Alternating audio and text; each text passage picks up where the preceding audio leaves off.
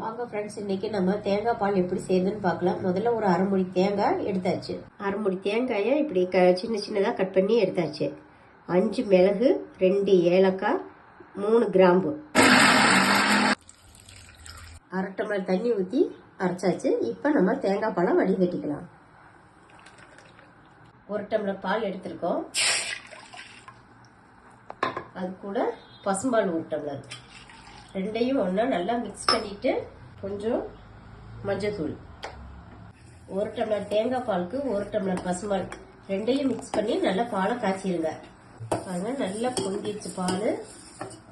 தேவையான அளவு இப்போ நம்ம சர்க்கரையை போட்டுக்கலாம்.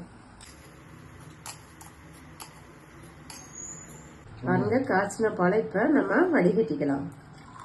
பாருங்க, நமக்கு தேங்காய் பால் ரெடி ஆயிடுச்சு. இந்த தேங்காய் பால் இருமல், சளி, ஃபீவர் உள்ளவங்க சாப்பிட்டா சீக்கிரம் சரியாயிடும்.